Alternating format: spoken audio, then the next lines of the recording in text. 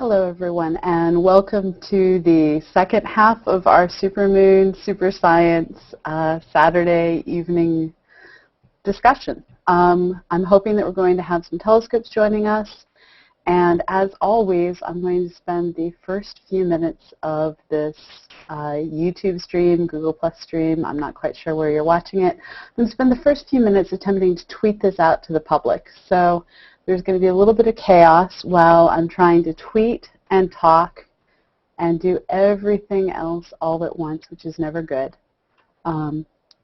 But bear with me, and hopefully we will get more people into this Hangout and more people out there watching.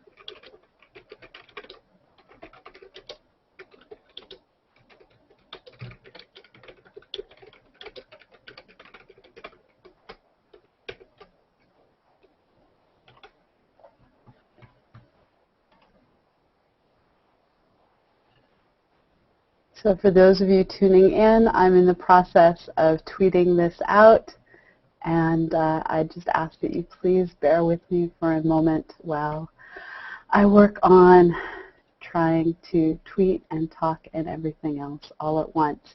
If you would like to be part of this Hangout on the inside here with me, drop me your Google profile link in a private message over on CosmoQuest forums, and I'll send you an invite, just like I said to, is your name pronounced Zeke? Oh, you're muted. Yeah, I'm muted. It's Zeke. Zeke, okay. Whoa, sorry. Wrong computer. Suddenly I had massive feedback on my end. That's not your fault. So where are you coming to us from, Zeke? I'm currently in Hawaii. So you still have daylight where you are? It's pretty bright out and pretty warm out yet. So how many more hours until you actually get to experience the supermoon? Well, probably 2. It's okay. 5:30 here. Okay, so we're looking at 7:50, 8 o'clock moonrise most places. Oh, all right. So that's not that far off. I know. So the question I've been asking people all day is, what is the funniest supermoon craziness that you've heard so far? Yeah, I've kept off the TV for the last week, so I haven't heard anything about it. I mean, I was aware of it. And you don't have any crazy? No. You don't have any crazy people at work or anything? No. That's awesome. So I heard that you have a telescope that you're actually interested in being able to bring in eventually? I don't have a telescope. You don't have a telescope? No. Going into a lot of planning for it. I might be moving back to Iowa. Okay. And if I do, that's when I'm going to purchase a telescope. It's the flat part of the country, as you well know. Which has certain issues for trying to observe thunderstorms, tornadoes, and hail being 3 of them. I live in southern Illinois. It's not that different. But the nice thing is it's so much more affordable to get land someplace dark to put your telescope. Or are you actually looking to possibly move someplace rural? Well, actually I have friends in the rural, so I don't need to, If I move back, first thing, I'm just going to go back to renting in the area that I was just recently at. Okay. That sounds like a great idea. And one of the neat things that I found, because I live admittedly in a small town, but I live in the very center of the small town. And so if I go outside, it's all giant trees and houses and city streetlights, and it's not great for astrophotography or anything. But I drive 15 minutes out, and the barn where I keep my horse, which has just been coming up way too much today, the barn owner is perfectly happy to let me set up my camera, let me set up my tripod, whatever I want to do, as long as I don't spook any horses. And I suspect you'll be able to find a similar relationship with someone. I know that one of the Chicago area astronomy clubs, they've made agreements with some of the farmers that are about an hour out of the city to just be able to go set up telescopes when they want to on fields that aren't currently being used for, well, food. Well, no, I mean, I have friends who live out of town, so that's not going to be a problem. One of them, he just recently bought an 8-inch LX90. Okay, those are a nice telescope. And I had experience in college with a professor who owned, well, he owned several telescopes, being that he had just moved to our university from JPL. Oh, wow, okay. Yeah, he actually worked on the Hubble and was really involved in the corrective optics that was required to get it to work. Yeah, so I had a lot of hands-on experience with those, setting up an equatorial telescope, and I helped him out a lot in the beginning with his 8-inch. So, if I get out there, buy a telescope, and we've already actually had a couple of small star parties, which was kind of fun. Cool. So what is your current dream telescope? Well, the one I'm eyeing up right now, I guess, would be I'm not sure, but right now it's also a Meade. Uh-huh. The new LX600 series. Okay, which size? Yeah, again, like 14. Okay, so I unfortunately have some very bad experiences with that series. No. So above 8-inch, they just the 8-inch is a rock. It just goes. But the LX series above 8 inches tends to be under machined, and it just doesn't quite have enough strength in the system to keep going as long as you'd like it to keep going. So my personal experience, and I hate having to say bad of Meade, but my personal experience is if you're going above 8 inches, get a Celestron. Or buy Meade optics and put it on a completely different drive system. Either way, just avoid the drive system on something bigger than 8 inches. All right. I mean, even in their publications, they say that they have, you might experience issues with a heavier mount, or with a heavier tube. Yeah. Pretty funny to admit that. And they don't guarantee your telescopes on being shipped back after you've sent them to get them repaired, which is a bit disturbing. So, Thanks. Yeah, it's up to 8 inches, they're fine. Just the Celestrons are really nice above that. So, Okay. and the folks at Oceanside Photo and Telescope, they do not sponsor us. I say this because it's the truth. If you call them up and ask for help, they'll sell you what you need instead of what you want, which might cost twice as much. So how's your evening going, David? Doing all right. Have you gotten to see the supermoon yet?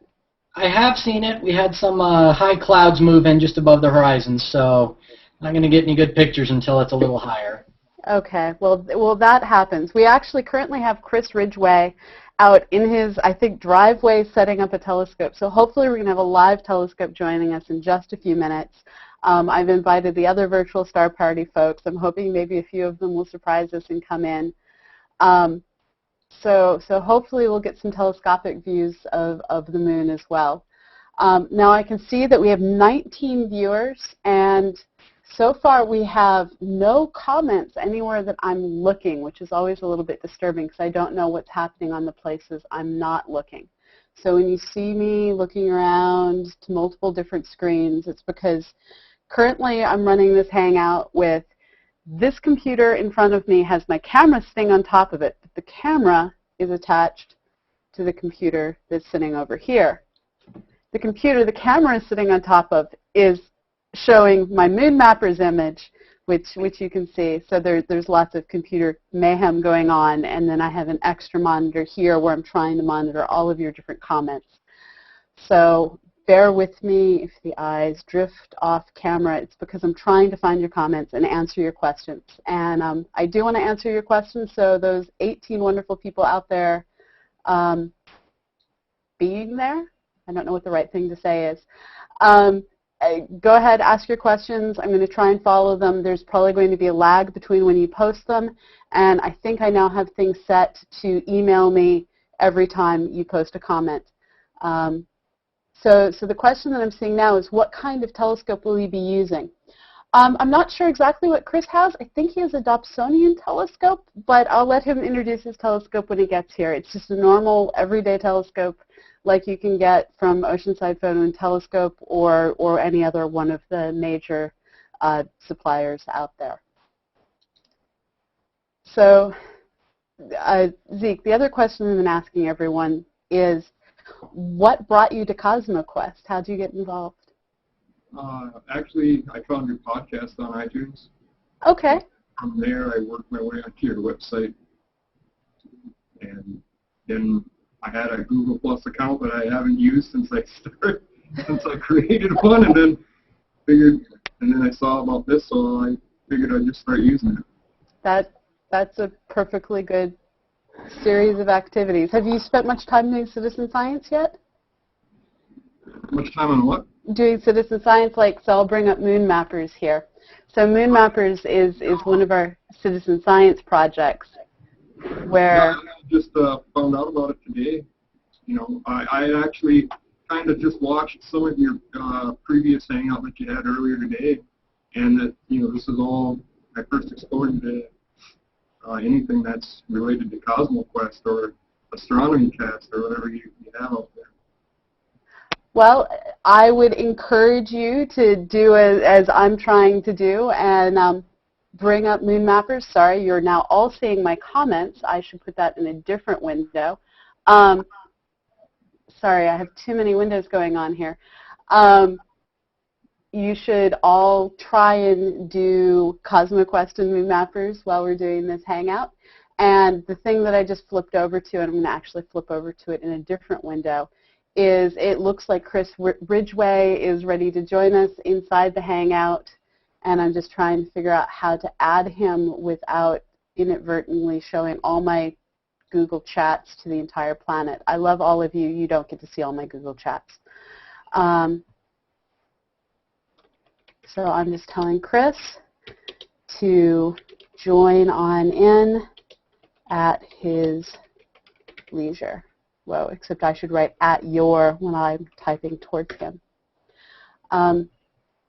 Working on Hangouts like this really makes me envious of people who work on radio shows, who have that producer in the other room who's handling all of the questions and everything for them. He needs an invite. So, David, do you have any way to get images out of your camera and into your computer? Have you ever considered doing a virtual star party like we do? I don't have like a wireless hookup or a wired hookup right now, so pretty much I have to take the card out of it and switch it over.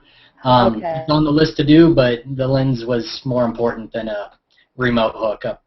I totally understand. I'm lucky I have a T3i, and while I haven't succeeded yet, in theory, there is a way using nothing extra to be able to get the images out of the camera and into my computer using existing software.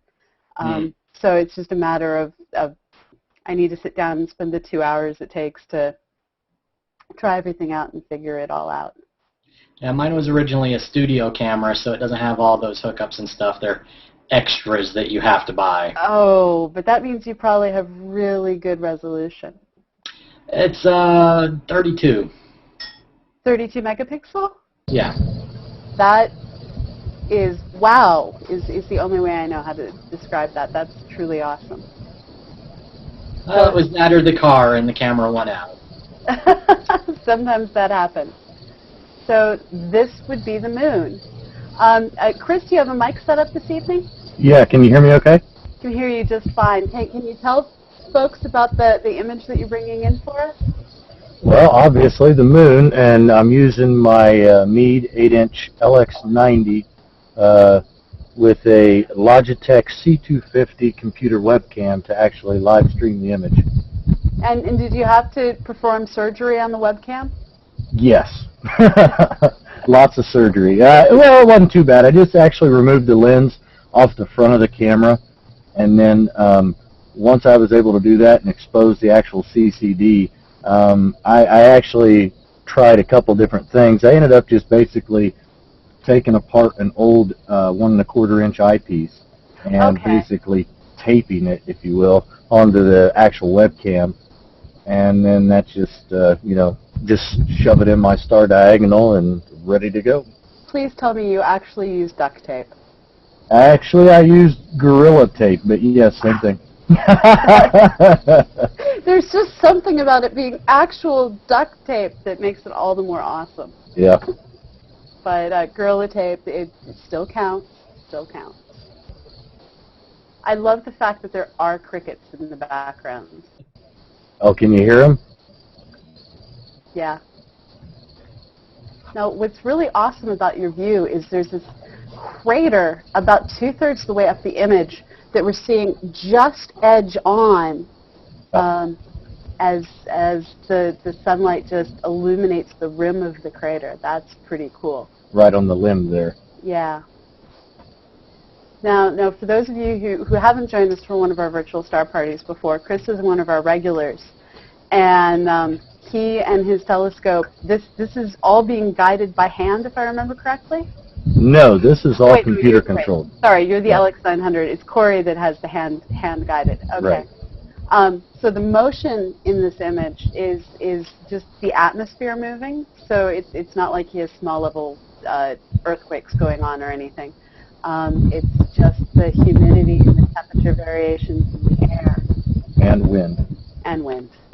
Now, you're right at the edge of the moon right now. I'm probably going to regret asking this, but what happens if you pan across the center of the moon where it's so bright? Okay, let me figure out here how to... I've dialed down some of the exposure and the gain and everything, so it won't be real bright. Yeah, otherwise you couldn't do this. I love that you can see all the color variation. Trying to figure out which way I'm going to go here. Trying to get a good spot where I can have some craters in the view. Now, one of the things that's actually going to make this difficult, and the reason we can see this crater is because of the color variation. This, I think, is Copernicus crater, but I could be wrong. There's others who know the craters better than I do. This is a young crater, even if I have the wrong name. And when it formed, it dug down into a brighter surface or brighter material and flipped that material out into an ejecta blanket that surrounded. And so you have this ejecta blanket of rays of material that form that light blanket around it. Now, it's very hard right now to actually see where specific craters are other than looking for those bright white ejecta blankets. And the reason this is true is because with a full moon, we're looking at the moon the same direction the sun is shining. So there really aren't any shadows. It's like noon. And if you can imagine the way you normally find craters, I'm going to switch over to Moon Mappers on my screen temporarily. This is a bunch of craters on Moon Mappers, and you can see the sun is coming in from the side here. For some reason, the sun logo is completely lying on this image. Something is wrong with the settings in our database. And with the sunlight coming at an angle into the image, you're able to see a shadow on one half of the crater and sunlight hitting the other half of the crater, and that makes the edge much, much easier to see. Now, with the sun hitting straight down on the actual moon, no shadows. But this is actually the perfect coloration for making out where are what are called the albedo features, the light features, the dark features, the variation in the physical color of the material on the surface of the moon. If you're worried about shadows versus sunlight, it's hard to tell if something's dark because it's in shadow or dark because it's dark.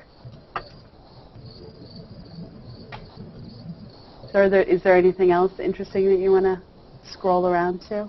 We can just kind of move around here and see what we come across. Sounds good. I'm looking for questions in the feeds. Yeah, Paul Disney's writing, I like the crickets. It makes me feel like I'm really outside at night looking through a little telescope. There's another good crater. That last crater we were looking at, Pamela, I believe was Clavius. Okay, yeah, you're right. It was smaller now that I'm seeing this one. Yeah, this is another one with beautiful ejecta all around it. It really looks sort of like that quintessential milk drop splatter that you see pictures of from high-speed imaging. A lot better when it's not a full moon and it's not so bright. I can make out some of the center of the crater. But I think this is the best we've ever seen the color features.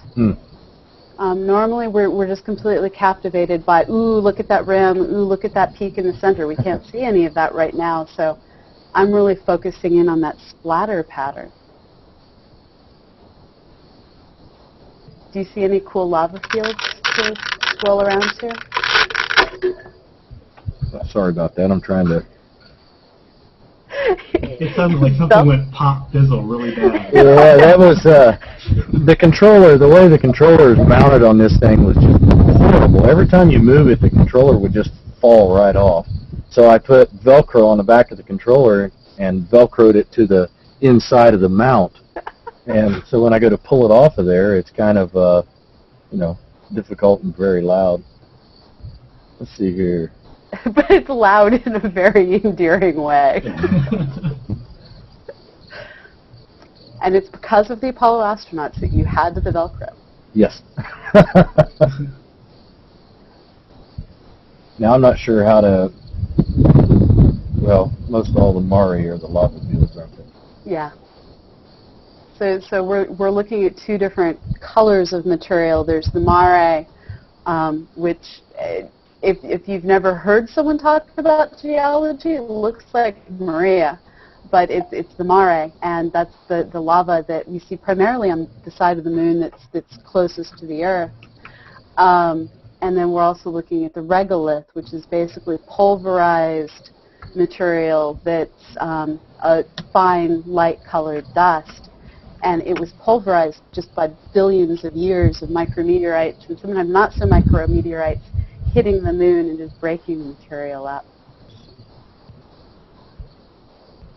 And just all of these little white measles all over the surface, all of those little white pockets, those are all fresh white craters.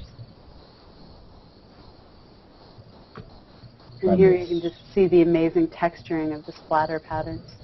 Trying to see if I could pick up the Sea of Tranquility, but I'm not sure where I'm at right now. I'm lost. Yeah, it looks so different, but there's more of the Mare. Of course, you got to probably flip the image as well, I'm sure. Yeah. And if anyone would like to join us in the Hangout, we still have a couple more spots. And to get in, this is a privilege for members of CosmoQuest and our virtual Star Party peeps. So if you'd like in, you need to send me a link to your Google Plus profile over on the CosmoQuest forums. It looks like I have another new one over there. There we go. And it looks... no, that was somebody I already had.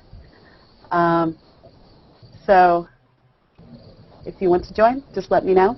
And if you have a question, I'm trying to monitor all the different feeds, and we're here to answer your questions and stare at the moon because it's awesome. And if you need to boot my CosmoQuest screen share, by all means, I'm just playing you right now with my laptop and my desktop. No, that's cool. The more people who can be doing science and talking about science all at once, the better. I feel, because I also have my my plasma with the Hangout actually on it over here. So I have a bunch of screens, and trying to remember which mouse goes to which computer Yeah. is getting a little crazy. Leave it to Scott with all of his toys. I do what I can. Just don't do it with your volume knobs. I did it with my volume knobs earlier and ended up increasing the volume on one computer that just led to this horrible feedback between multiple computers. Well, I'm fairly certain I have completely muted my Lenovo, so I don't have to worry about that. That's good. Unfortunately, it was the one that was supposed to be completely muted that I hit the volume on. So, and it's funny, I'm realizing I'm saying volume knobs where what I actually mean is the two keys on my keyboard that are for plus and minus on the volume. I don't think anything in my house actually has a volume knob on it anymore. Everything's buttons, but that's just so ingrained into our vocabulary. I wonder if teenagers growing up today still say volume knobs, or if it's volume buttons to them, or if they're saying something that they don't actually ever experience in their lives. I still catch myself saying, hey, turn the channel. Turn the channel. Like, we don't turn channels anymore, but I still want to turn it. Now, come on, No, don't give that's us that. true. You're still young yet, Scott. Well, I miss having the bunny ears with the aluminum foil on top, trying to stand on one arm to get the hockey game on, and we would have to. Well, it's crazy because I think I'm the absolute oldest you can be and have had a computer in my house as long as I was able to write. And I learned how to count so that I could find Pong on the cassette tape because I had to fast forward and rewind to the exact right number or Pong wouldn't be there. And nowadays, kids are growing up with iPads before they can write. Yeah. And it's going to be interesting to see what vocabulary lingers, like turn the channel when they're... My 8-year-old son knows how to use my iPhone better than I do, I think. Really? Oh, it's awful, but it's kind of funny to watch him, to see an 8-year-old playing with an iPhone. He's figured it out within a matter of days. Has he placed long-distance phone calls to anybody yet? No. Luckily, I had an old iPhone that I let him mess around with. He likes playing some of the games that I've downloaded, and so luckily he hasn't been able to. It's not even active, but he can go through there way better than I can. That's kind of awesome. Kind of horrifying and terrifying as well. See, what What you kind need to of do is give him an Apple II and see, no, this is where it came from. Play with this, and then see what you can do with your iPad. But do you remember how with the old Apple IIs, when it wasn't working quite right, you took the top off and you pulled the boards out and you put the boards back in? Nowadays, that would horrify anyone with a computer. Yeah. Oh, that's awesome. Pamela, what are we up to on the moon mappers, the crater count? So far. 1 second, I'll pull that up. I was trying to... Scott's going to beat you to it, I'll bet. Yeah, he's going to. I got my 3 screens. I just need to figure out which one to click on. He's the silent helper of the virtual star parties. Yeah, We are at there. 234,000. Yeah, so I think this is going to be kind of like a 1 million person march on DC that's really a few 100,000. But I'm still really proud of what we're accomplishing with the group of people that we have. You can see how much of the moon, we're probably going to hit quarter moon phase. I'm good with that. But we're really doing a good job plowing through these images. And we unfortunately had a bad server, it turns out, we think. We're not entirely sure. Some of you may have noticed our server's gone down 3 times this week. And it went down in a way that didn't send me a text message. Because in general, when our server self-destructs, I get a text message on my phone and my computers start flashing at me. Basically, I have my electronics set to traumatize. But the way it went down is it didn't actually die. It simply stopped sending new information. And from looking at the server logs, it looks like we either have some really weird thing happening that only started happening spontaneously 2 days ago, or we actually had one of our CPUs die.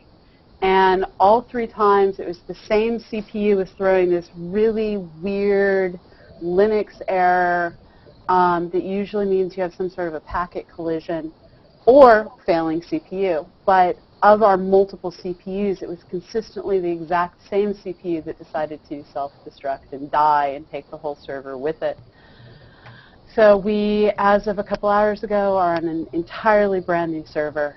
And I'm hoping that everyone's happy and comes back, and I'm really sorry if you ever found our server down. It's bad CPUs happen. It's not like a bad hard drive where you hear it clicking before it dies. It just sort of goes in its own important whirling rainbow of death way. And we basically, if you have a Macintosh and you've ever hit the point where one application works and everything else shows you application not responding, that was the state our server hit. And that one thing still working was the thing that would have, when it died, caused my cell phone to alert me.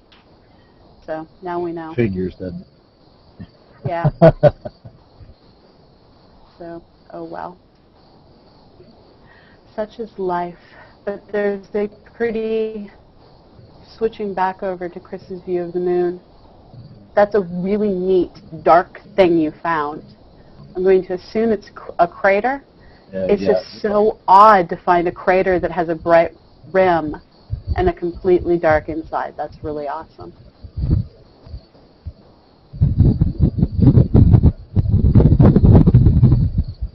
I just tried to scroll around just to see what I could find.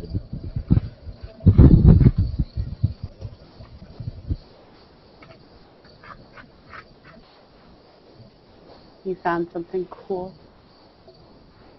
And then there's all those splotches of white next to it. We had a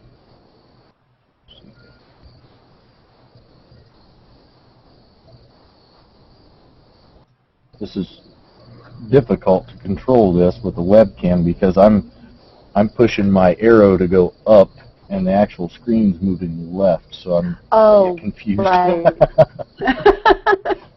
And one of the other unusual things some of you may have noticed about the Hangouts is they reverse the image for you, for what you're looking at, so that it's like looking in a mirror, but it's backwards for everyone else, which is just confusing. I never noticed that. Yeah, so if you... It's odd. I'm trying to figure out what I'm doing. Like, no, that's not my left hand. This is not my left hand. This is not my left hand. Yeah, it's highly, highly confusing. And there's something on my desk buzzing, and it wasn't a June bug. It was my phone. So I hope all of you out there trying to do supermoon photos aren't being attacked by June bugs or anything else insidious like that. Wear your bug repellent, stomp around to scare off snakes. They are nocturnal. Do all those sorts of crazy things. I know I ended up doing what probably looked like some insane early 90s version of mosh dancing in order to keep the June bugs off while I was trying to take photos. But I was being attacked by these like half-inch to inch-long bugs. It seemed like they were probably only a quarter of an inch to half an inch long. But oh my gosh, those things are evil, evil, evil. I'll trade you right now, Pamela. You want to?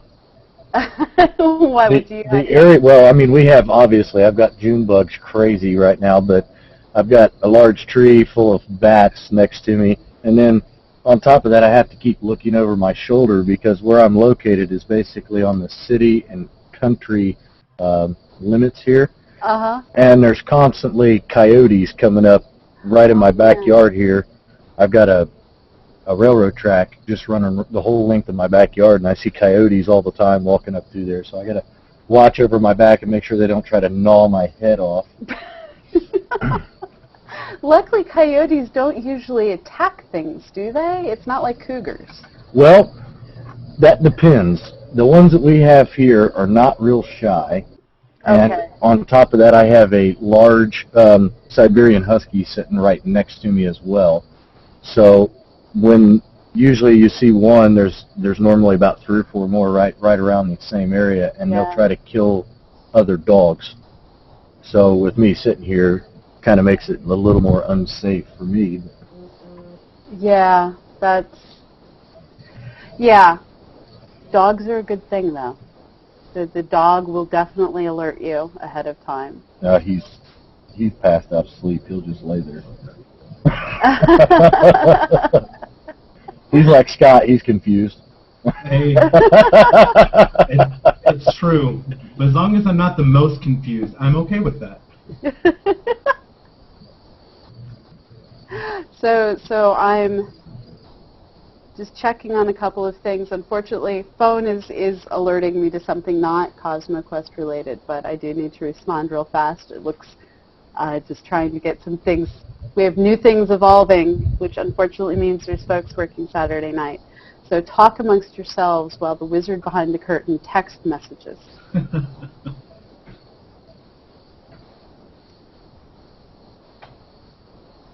Now, Chris, have you had any images any stills that you have on your PC from your other optics? Yeah, from any of the other, like the deep sky images and things like that. Well, yeah, but I mean of the moon. I know Yes. that you have a few. I've got. telescopes out I there. just took a couple earlier that I posted on my profile page. I'll try to find them here and bring them up on screen share. I didn't take. I haven't taken anything through the telescope yet. So here we go. I've got this one. I'll do a quick screen share. Gonna go a little crazy here. Oh wow, that you had that one in your Google Plus feed earlier. Oh, hang on. I'm loving the orange blowout though. I like that. I tried to. Let me see if I can figure this out again. Okay. I try to set this up to where it's full screen. Yeah, I'm still getting the hang of what screen share really means to Google Plus through my Windows OS. And Oh. It's interesting on being full screen or not full screen. Okay, what I'll do. So what I usually end up doing that seems to work is I share a specific window, and that seems to make Google happy. So instead of sharing one screen or the other, I select which document, I think is the word that it uses, that I want to share. Now that means that when I switch tabs, it it keeps the window and will happily go between different tabs. But the nice thing is, to give you an example, this is the window I'm currently sharing. And I think that's mine. Yes, that's mine. Yes, that's yeah. yours. So you can see my mouse moving around, and I'm happily marking craters. And life is good. This is an image with way too many craters in it. But then I can switch between tabs, and it's happy to let me switch between tabs. So switching back over to Chris, whose dog was making a point. Yeah. My wife just came out. When he sees somebody, he goes a little crazy. Okay. That's a fabulous Wookiee noise. I don't believe you that it's a husky. I honestly think you have a Wookiee with you. He very rarely barks. He loves to howl, and I was told that's what the Siberian Huskies do more than bark is they howl. Oh, that's awesome. Okay, so there. Thanks, dear. Sorry. There we go. So that was earlier, just as it rose for me, about 9:15 this evening, and obviously you can see the street light there. I was trying to look down the street to find it, and the tree got a little bit in the way, but I like getting it when it's got that orange hue to it. Yeah, that's what I was trying to do as well. And then see here. There is a little better image there just before we started to hang out at about 10:30 or so. That's fabulous. Beautiful. And that's just with my Canon EOS T3 with a 300 millimeter lens. So that's not through my telescope, that's just right through my camera with a 300 lens. I have got to get myself that 300 millimeter lens. Yeah, I really like it. The only trouble that I have with it, and let me escape out of this, bring this image back up and I'll zoom in. It doesn't seem as clear, and I don't know if it's because I have the T3 and it's only a 12 megapixel, but when I zoom in on a 300 millimeter zoom, it's kind of pixelated and fuzzy looking. So I've heard that with the Canon, I think, what is it, 75 to 300, 50 to 300? Yes, 75 to 75 to 300. What I've heard is the Canon 75 to 300 fully zoomed is slightly soft, and the Tamron, I think is how you say it, or Yeah. Tamrock, lens is actually much crisper zoomed all the way in. So at least that's what I've been reading. I need to go do some more reading, but I don't have the money for the lens, so I can procrastinate. I got it in the. I basically bought a kit, was what I got, and the lens came with it. I bought it like a Best Buy. Or I think I did get it at Best Buy, and they had a thing going on where you got the lens or the camera, the 18 to 55 that comes with it, and then they threw in the I think it's either the $200 or the $300 75 to 300 millimeter EFS2, I believe, or EFS3, and they threw it in with it. So I got a good deal. That now I kind of wish I would have bought the T2i or the T3i or something like that. Yeah, they had a similar deal at Christmas time for the T3i, but it was one of these things where it was Christmas time, we were going on a trip, and I was like, okay, I don't actually know how much I'm going to want the zoom lens versus wanting a fisheye lens. I know I don't need both the zoom and the fisheye, at least not right off the bat. So I just decided what I did was, instead of getting the standard lens that comes with the camera, I got a, I've already forgotten what my lens is. An 18 to 175 or something like that.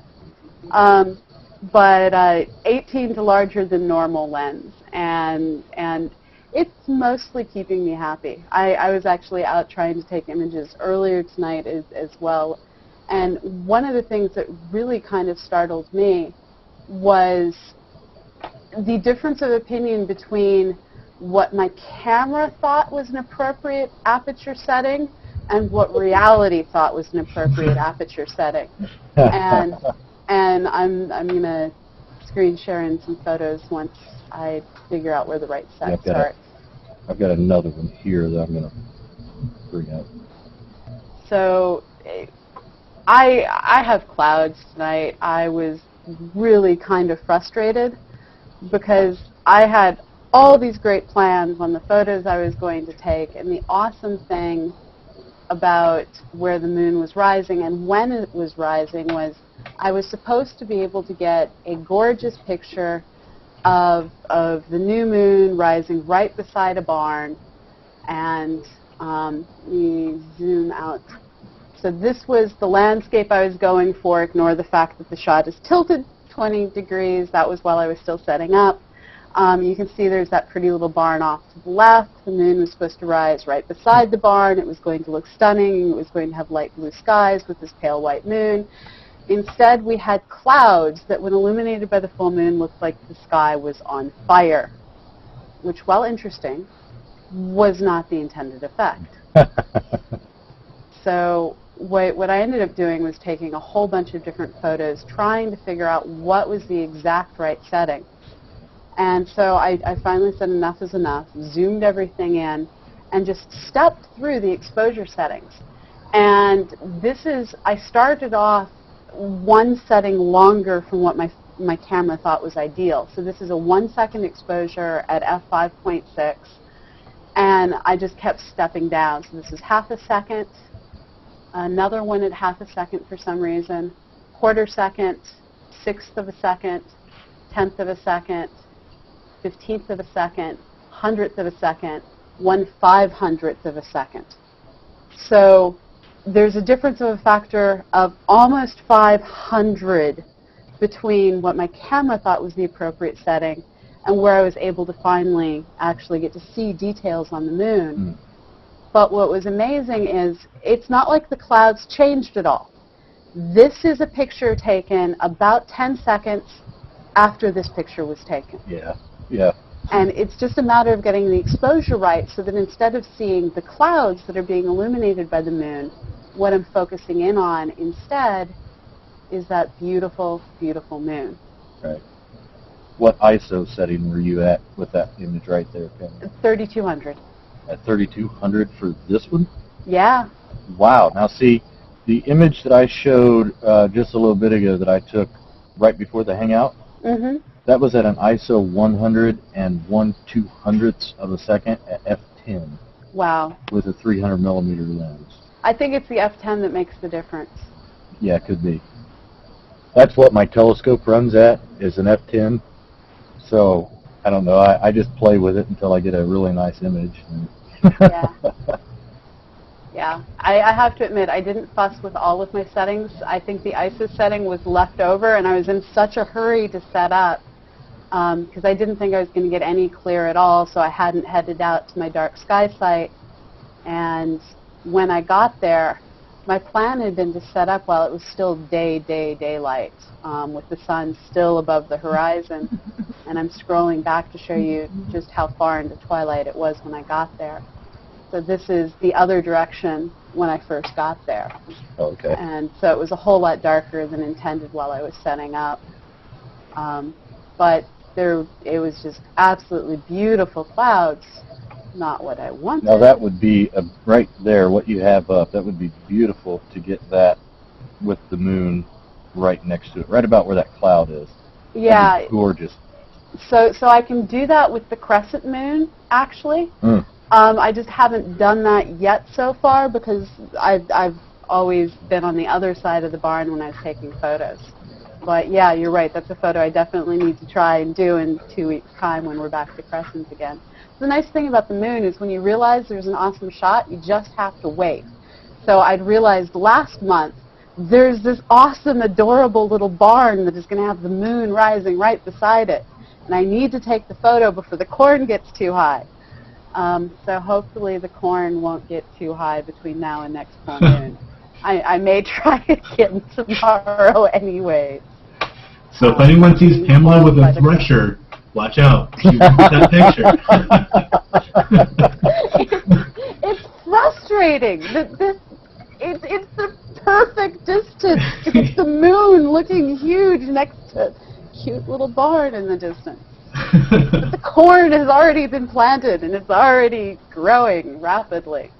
So it's a whole knee-high by 4th of July. Yeah, no, it's going to be knee-high by Memorial Day if we're not careful. Really? Well, probably not actually knee-high unless you're a toddler, but it's already 5 inches tall. They haven't even planted here, so not that I'm aware of. It's really, really kind of insane. But yeah, this is the type of place I go. This is right before I left. It was still slightly twilight, and you can see Venus. And I haven't figured out what star that is yet, but Venus and a bright star up over the barn. And so it's a great sight, but the moon was doing its best to emulate an exploding star. So switching back over to the actual moon. Yeah, I moved it around. I got another Mari in there, so. Beautiful. I'm looking to see if there's any questions so far.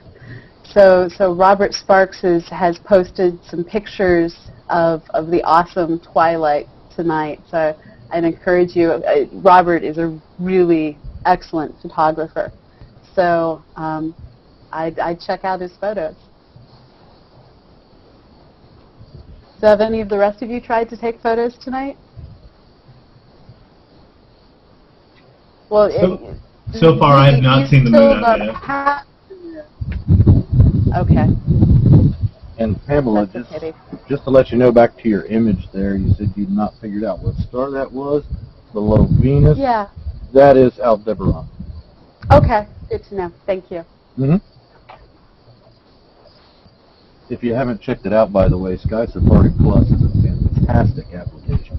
Yeah, it was just the mad rush of I raced out to the barn to get photos when I realized there just might be a chance of seeing the moon. Got there, took the photos, rushed home, started to hang out, and yes, Sky Safari is awesome. And the other great thing is it's just a good company. They, during Global Astronomy Month, donated their proceeds to Astronomers Without Borders. Back during 2009, a certain share of the proceeds was donated to supporting the International Year of Astronomy. It's a company that is investing in growing the amateur astronomy community. So I just have to say kudos to them for paying it forward, basically. Well, I'm not seeing that many questions. I see 39 viewers out there. So I'm going to go back to annotating craters here. And if anyone has questions, I'd ask the best place that you can possibly leave questions to get them noted quickly is probably over on my Google Plus feed. So this is the link that I think everything should point to if you click on the so-and-so posted Pamela Gay 10:46 p.m. and then it says public over on the right.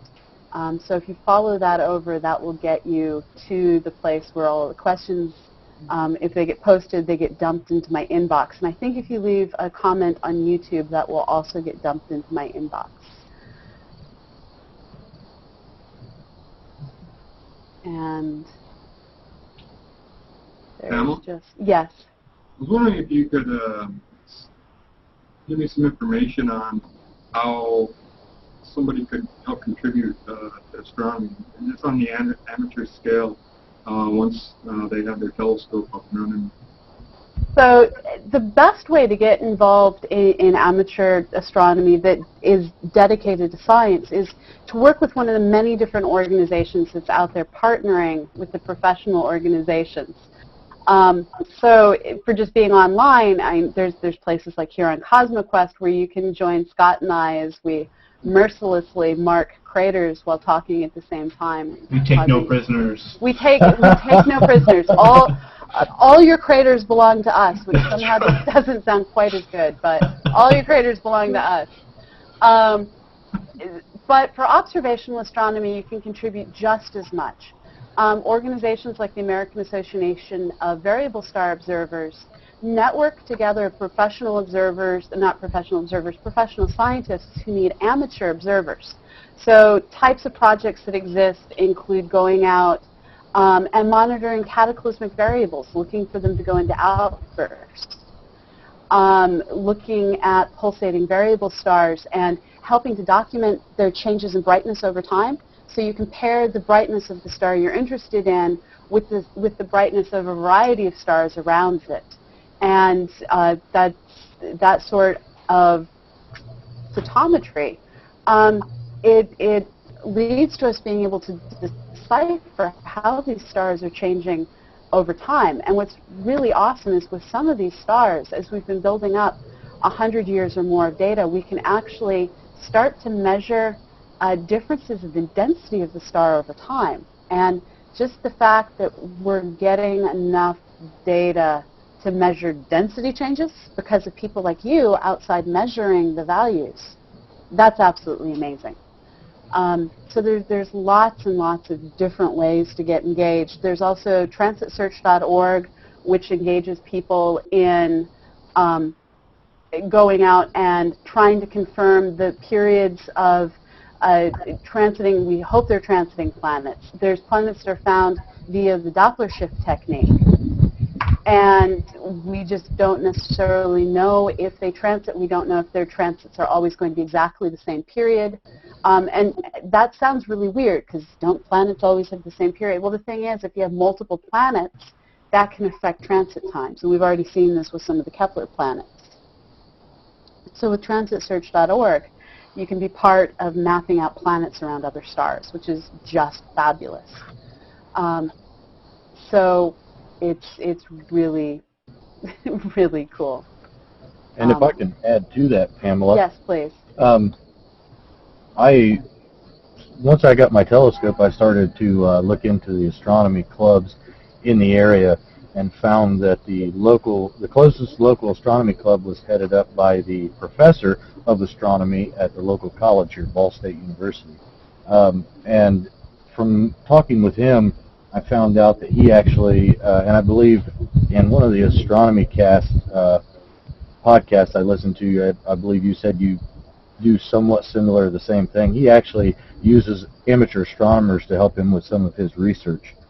So, you know, if Yeah, you've got I a do that college as well. close by, you know, they have it, you know, anything to do with astronomy, then that might be a way to go as well. So Like are I said, you supplying?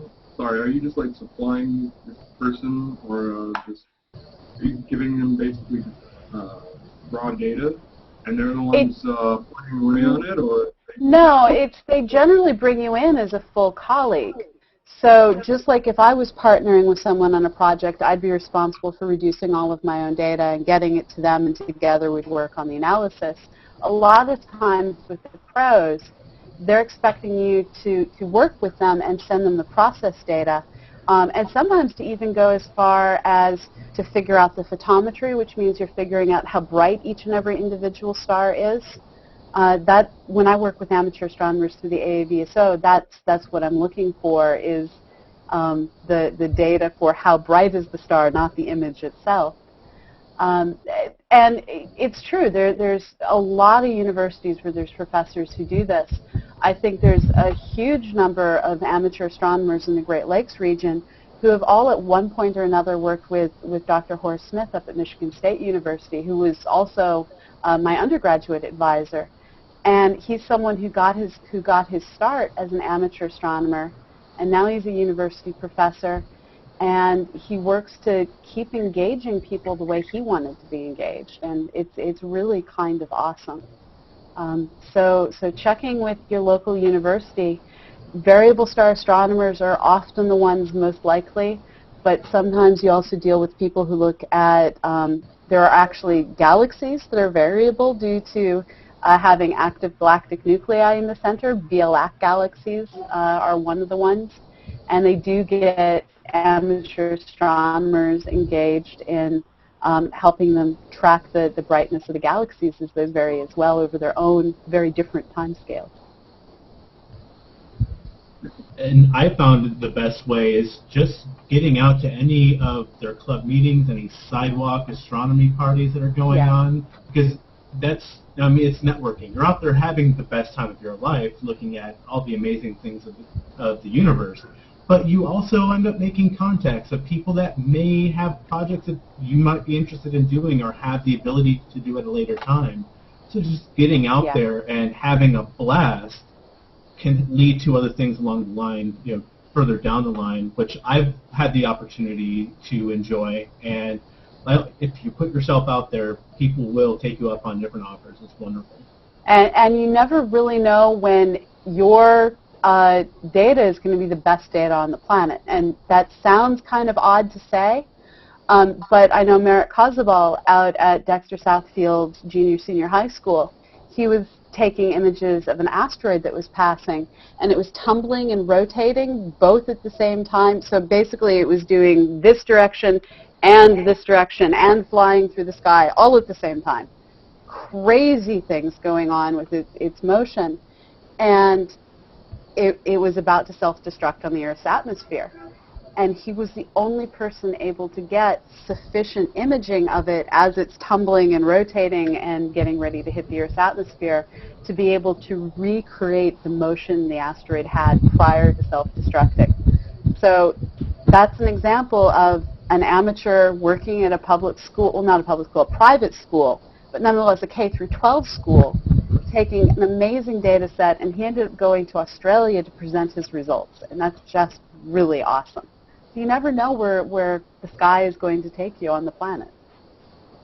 And if you just got an imaging setup, and I guess it's kind of I don't know what you would call it, but I'll go back to Carolyn Moore, I believe was her name, Pamela? Yeah, the high school student. Yeah, she was 14 years old, had an imaging setup, and was just, taking pictures and realized that she had a supernova in one of her images. And, she was 14 years old, just taking pictures. I sat and thought about it. You don't have millions of people taking photographs of the same thing every night, so you could get a supernova. And I believe, didn't they find that this was a new class of supernova too? Yeah, it was a super rare chemistry involved, and in that case, it wasn't even Carolyn who was taking the images. She was working with a great amateur by the name of Tim Puckett, and Tim has a network of different telescopes, and he works with a bunch of other amateurs and a bunch of kids, and they all basically together take the images with this network of telescopes and then look through each of the images and together confirm whether or not they've found any new supernova. So this is a really great team project where it's all amateurs and they're doing amazing results, and it's leading to publication after publication. Really young kids involved. This is the way you make everyone realize anyone can contribute to science. Oh yes, definitely. Absolutely. The superintendent up on Mount Wilson, Dave Drosovich, he discovered the Soap Bubble Nebula completely by accident.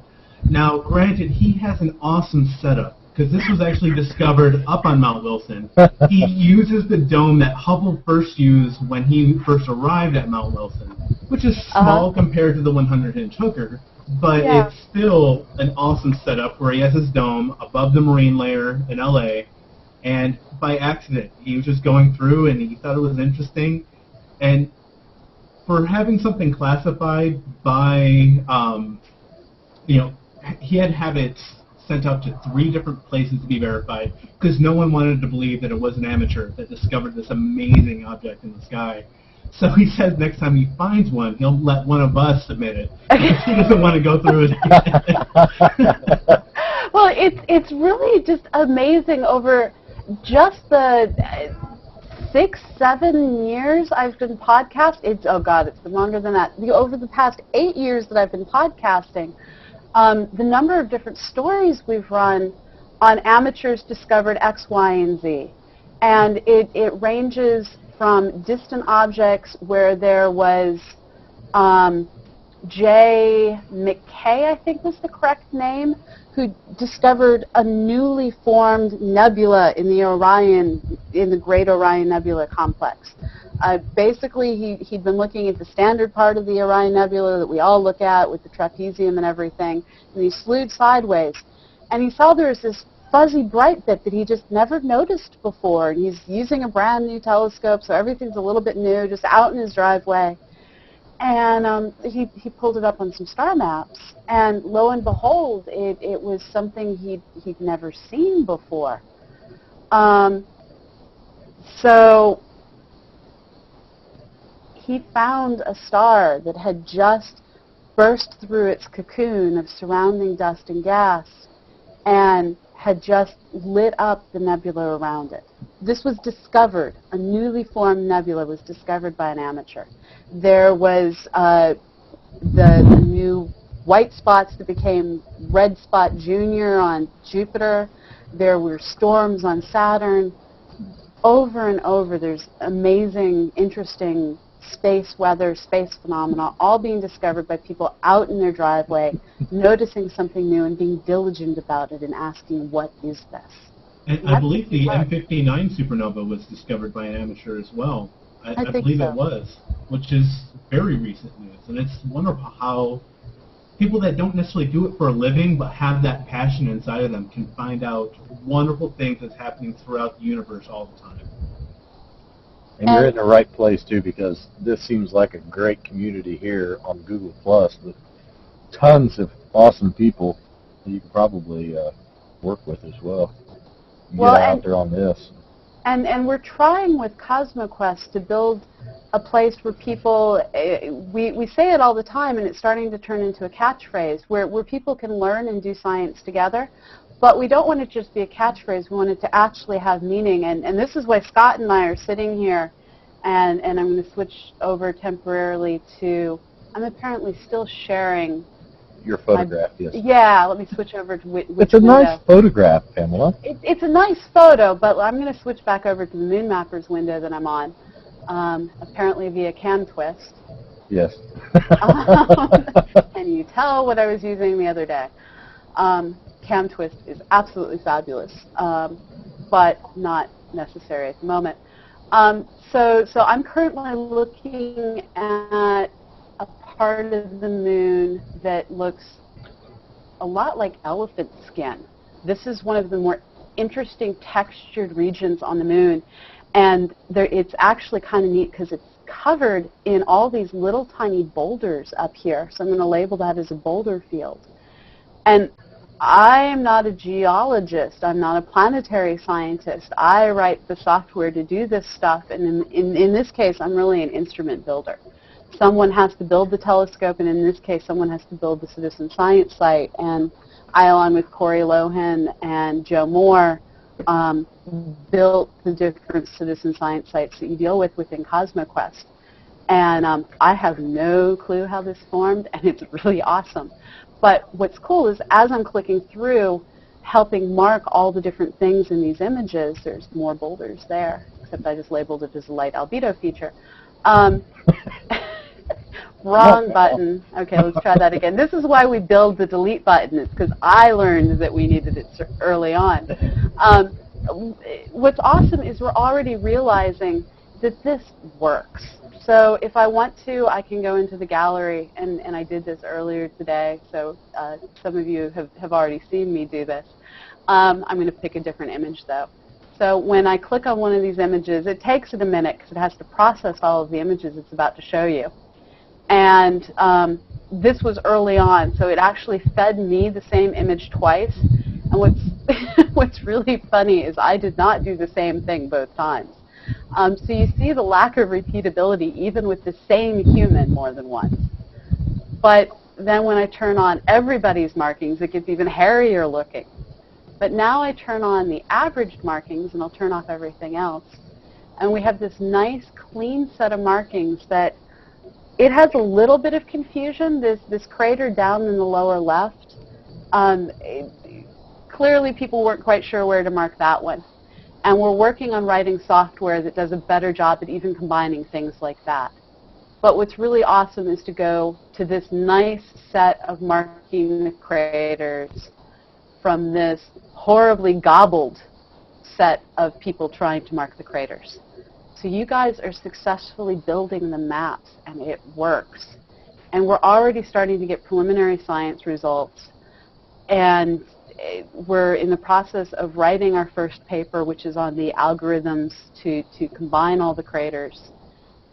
And we're not even 6 months into the project, and we're already contributing new knowledge. And this is what CosmoQuest is about. It's taking projects such as with man versus machine. Well, this machine only found 2 of the craters in this image and deserves to be mocked. But by getting human beings in there and marking all the rest of the things in here that the software, for whatever reason, missed, and noticing, hey, that crater has a light albedo feature around it. We're doing things that computers can't do. And because we're doing it, because we're correcting this mock-worthy computer algorithm, we'll be able to fix the computer software later and know what computers can't do well, and knowing what they're not doing well is the first half of the challenge. And this is one of the more interesting types of images that we have in Moon Mappers. This is one of the boulder fields. And I find these just absolutely amazing. We have these at a couple different zoom levels. So earlier today, when we were doing this, you may have seen this even more zoomed in, where the boulders were just, you could make them out. And it was like holding gravel in your hand, except you're looking at boulders that are several meters across, and it's just awesome. Pamela, not to get away from the subject there. Yes, but you have a giant crater.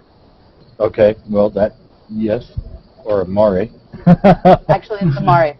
Sorry. I'm going Well- back and forth between the two computers, and it looks Yeah. like a Creator Intelligence. Well, I was looking, kind of watching the comments section as well, and it looks like Damon Schooler asked if you could talk about the orbital dynamics that result from Oh. tonight's supermoon. Thank you. That came up on YouTube, didn't it? Sounds like Stuart may be ready. Says I have to reposition my scope. So. Oh, awesome, cool. So we Yeah, may he have said another it'll be about step soon. 15 minutes for Stuart to get repositioned, but Okay, cool. You guys are doing a better job at following, Damon, and the everything comment just was on loaded Google in. Plus, yeah. Okay, so there it is. So Damon, the orbital dynamics of the supermoon are actually pretty straightforward, and I'm going to switch things over to my camera. So orbits, I'm about to abuse a necklace, and if there's jewelry makers out there watching, I apologize. So when we think of orbits, we often think of them as these nice, perfect circles. But the reality is that they're not. They're much more, elliptical. And when the moon orbits the Earth, sometimes it's on part of the ellipse. Let me actually get, here we go. So when the Earth is orbited by the moon, sometimes the moon, like where my thumb is right now, is much, much closer to the Earth, and sometimes it's further away. Now this is horribly exaggerated the way I'm holding it now.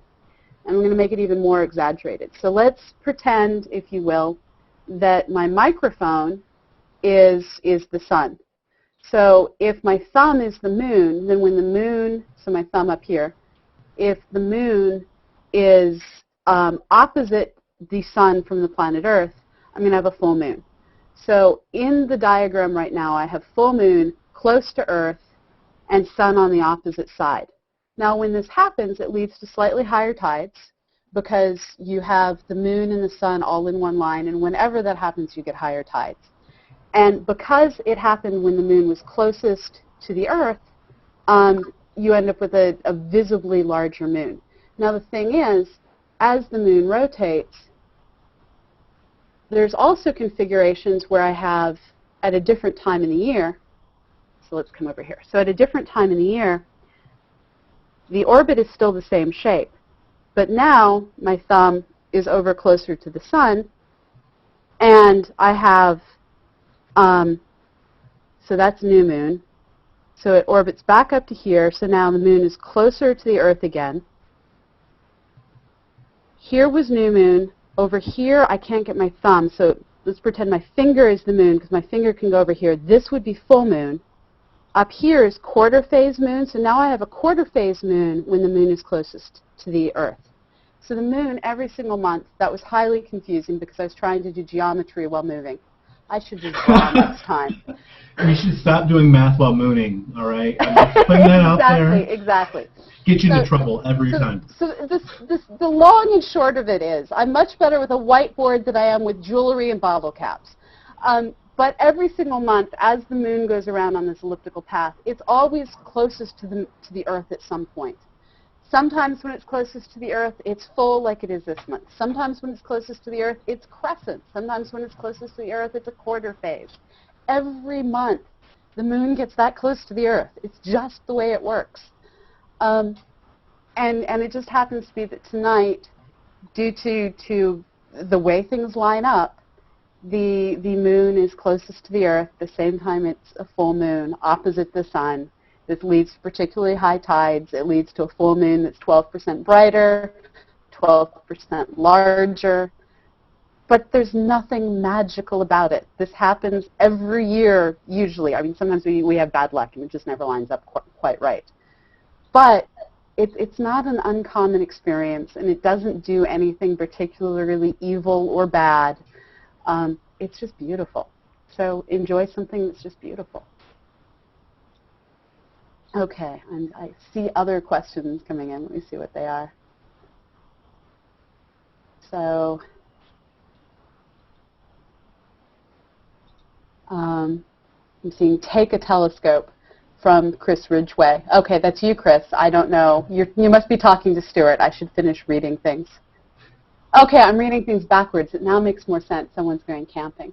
Yes, take a telescope when you go camping. Or at the very least, get some binoculars, because they are portable, easy to carry with you, and if you see something awesome, they're right there, and relatively inexpensive. I got mine plus solar filters and a tripod for just around $100, and I love them very much. Yeah, I completely agree. There's nothing quite as good as a nice pair of binoculars. Or a nice 8-inch telescope. Well, yeah, that's true. That's true. I mean, if I had my way, I'd have my own little apochromatic telescope, but I don't have my own way. Well, I do. I have a horse. I need to keep reminding myself of that. Scott has the 100-inch hooker, so he's good. That's right. Yeah. Yeah, Scott all the wins. time. I go up there and observe all the time with it. It doesn't quite work that way. We can dream, can't we? I can sit there and drool at it, but that's not quite the same thing. Well, when I did my dissertation, I actually used the 107-inch at McDonald Observatory for a lot of my research. Logged probably 100 nights out on that telescope. And if something could go wrong while someone was observing, it inevitably went wrong while I was observing. That was just the way reality worked. Did you know you can lose one phase of three-phase electricity? We learned that the hard way, and it was like some sort of poltergeist moment in the control room, because the uninterruptible power supplies couldn't quite figure out if they were supposed to go on or off, and everything was beeping and cycling, and then smoke started flooding in from the air conditioning unit melting down, and then the other two phases went out, but the dome was open, and I wasn't quite sure what to do, because all the alarms were going off, but the dome was open, and I couldn't close the dome, but all the alarms were going off. So I just grabbed my binoculars and went and stood out on the catwalk, and I figured out, well, I'm not going to catch fire or die of smoke inhalation out here. I was thoroughly mocked, but also kind of patted on the shoulder for not abandoning my telescope with the dome open. So this was, the moral of the story was, every dome needs to either have a hand crank or a battery power to be able to close it if you lose main power. And the 107-inch had battery power to be able to close the dome. I just didn't know where the batteries were, because I was a little We bad have student. 2 backups for the 100-inch up there. Besides, our actual Edison electricity coming up, we do have an offline generator. Plus, we also have a 2-stroke 98-year-old engine. If we do need to generate DC power, we can do it. And it will run off of 7 or 8 different materials. It will run, no matter what you have available. It will generate electricity to make sure we can shut the dome. It's crazy. That's kind of awesome. A 2-stroke engine, wow. Yes, I'll have to find it. I actually have an image. I have a video of it, but it's sideways, and it's not going to be best for the Hangout. But let me see if I can find it. I'm going to bring up an image here. So Scott, one thing I meant to ask when we were talking about citizen science is, when you're out at Mount Wilson, do they talk very much about Milton Humason?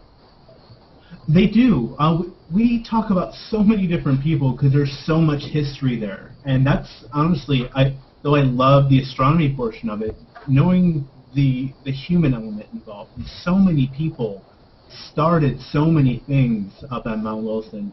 I can stare at the 60-inch and the 100-inch and the Charo array all day long, but knowing about Hale and Baade and Hubble and everyone else, just hearing these stories on how astrophysics started in the entire world, let alone in the United States, is just fantastic. So what I find kind of awesome is you probably know more about Baade than I do, and Baade is my academic grandpa. Because Baade was Cormandy's dissertation advisor, and Cormandy was my dissertation advisor. And so that's just kind of awesome. And for those who don't or never heard of Baade, he is one lucky man. He is from Germany, and when the war happened, he was in the United States. So he is a foreign alien while they're at war. Not good for him to be German at that time. So he was able to actually talk with the authorities, and they placed him on house arrest, but he got to leave about 20 miles from his home, which was perfect because it was up on the observatory, where he could actually get to within that radius. Everybody that was working on the observatory at the time was drafted or volunteered for the war, so we had the entirety of the Mount Wilson Observatory to himself. With the power outages going on, he had beautiful skies, and he had these telescopes that he got to do whatever he wanted to, which is just the luckiest person for being a foreign alien while they're at war. Bad time on one end, but for a scientist in this position was just perfect. Yeah. I don't know how his stars could have aligned any better at that circumstance. So Chris, I'm thoroughly curious. What is that? Well, I checked moon mappers and Moon Atlas at lunarrepublic.com, and I took this photograph with the same setup that I'm using this evening, and I was just kind of curious of what this image was, what all is in this image. Yeah. And I found that the crater, let me bring my mouse around here. Can you see the mouse here? Yeah. Okay, this crater right here is called Theophilus, and I believe this is Mare Nectaris, or the Sea of Nectar. Okay. And I'm not real 100% sure about that, but what I am sure about is right here where this left arrow is pointing. This is where they said on the Atlas the Apollo 16 landed. Oh, And that's then awesome. right here at the bottom of this arrow is where Apollo 11 was, is what it says, Apollo 11 landed here. And that was all from, I believe, the Lunar Republic Moon Atlas. And I have to look at that again. Now, they're the crazies that are trying to sell you part of the moon and have the truly awesome map at the same time? Might be. I'm not sure. I haven't looked at that part of it. I just kind of looked at what they have as far as the map of the moon itself. Okay. And I'm trying to pull it up here so I can be 100% sure. Maybe it was the app that I have on my phone that told me the moon. I'm going to bring it up. Moon map on my iPhone, I believe, was the one I went to. Yes, it was a moon map, and it states that the Apollo 16 was the one off to the left there, and Apollo 11 is the one that would be down towards the bottom. And it's actually, now that I look at it, it's quite a bit further than that because they landed in the Sea of Tranquility. But still, that's really awesome. So, and I just made that up, and I posted that on my blog so that people could, see where I took a photo of and, the significance of the photo. So. That's awesome. And I just got one more invite over on CosmoQuest, or I guess one more person sent me their profile link so that I could invite them to the Hangout. So we may have one more person joining us in the Hangout. So for those of you who are trying to figure out how you get into the Hangout, this is a CosmoQuest members Hangout. So anyone who's part of CosmoQuest is welcome to send me a link to their Google Plus profile through the CosmoQuest forums, and I will send you an invite as long as we have space within the Hangout. And you have very cute noises in the background, Chris. Yeah, I'm sorry, my dog again. It's okay. My wife brought something out to eat with her, so my dog smells it and is now going crazy. So I apologize for the noises. It's all right. My dogs come in regularly. She likes to come out here with me, and I've gotten her into this quite a bit, and I guess it's my own fault for doing so, but now she comes out here, and my dog, while we're trying to do things, he goes crazy, so part of it, I guess. It's, a family that observes together, stays together, or at least gets scientifically knowledgeable together, and that's pretty cool. And hey, dogs like space, too. And if the kids were awake, they'd be here too. So Scott, I asked you about Milton Humiston, and then forgot to ask you to explain who Milton Humiston is for all the folks out there who don't know about him. just only the greatest man alive or ever to live, I think. I'm right there with you. He's one of the greatest, definitely, in terms Yeah. of just most amazing life story and drive and accomplishments. Hold on, just one. My stuff is blowing up. Let me. Below Hold on, let me. My computer system is acting crazy. Let me get Okay. right back with you while I put out this fire. Okay. Not a literal fire. I'll be right back. Well, when it comes to computers, fires do happen sometimes. Yeah.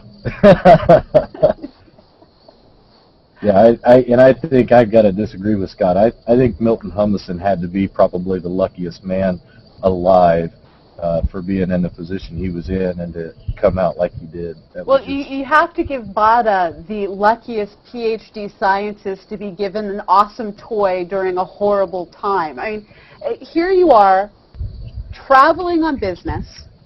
While you're in a foreign country traveling on business, war breaks out. You can't go home. The country that you're in says, okay, you're under house arrest, but oh, by the way, where you're under house arrest, you get the coolest, most awesome astronomy toys, and you're an astronomer. Yeah. And oh, by the way, all the rest of the astronomers who would normally be using those giant, awesome toys, they're off for the military war effort. So the toys are all yours. Buy yourself. Do with them as you will. It's really a case of when the universe gives you lemons, make awesome astronomy out of them. So it was just kind of phenomenal what he was able to pull off. But yeah, Milton Humison, he just shows that hard work can't get you everywhere in life, but it can sure get you all the places that matter, just not Yeah. necessarily in the role you initially think about. Because when people think about, just to preview while poor Scott is repairing the death on his end, when people think about who are the folks doing astronomy, they think of people like me and Thad, who was in here earlier, people who spent 10 or more years of their life in college getting a piece of paper that says PhD and pieces of paper telling them how much money they spent on college.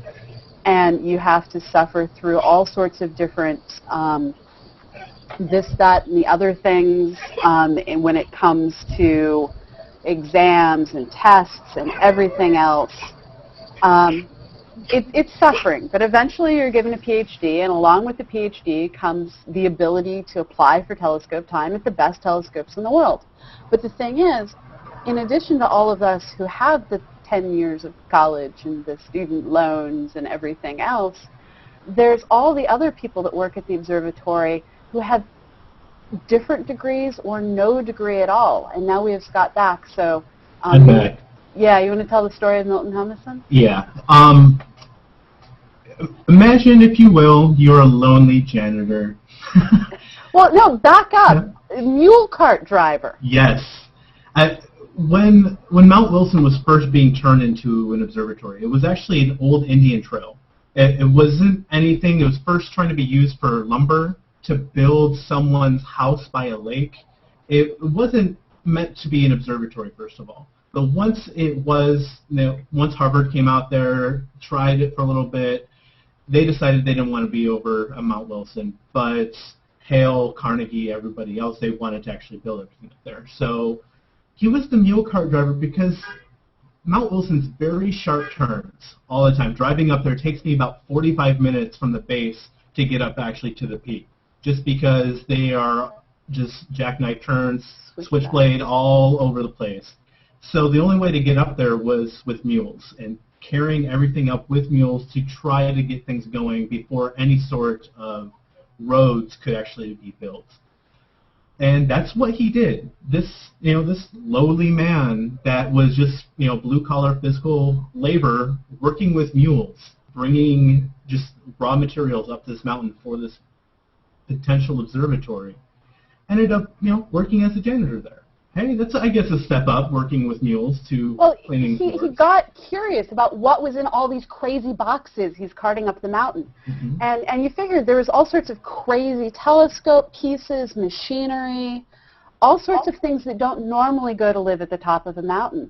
And so we got to asking people, what is this, and getting curious about the observatory. And yeah, then they offered him a job as a janitor after they were done building it, because everyone had gotten to know him.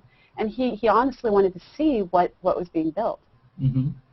And he ended up working with Hubble on the grandest discovery that was actually, well, one of the grandest discoveries up on Mount Wilson. There's been so many, and I could go at great lengths about the variety of them.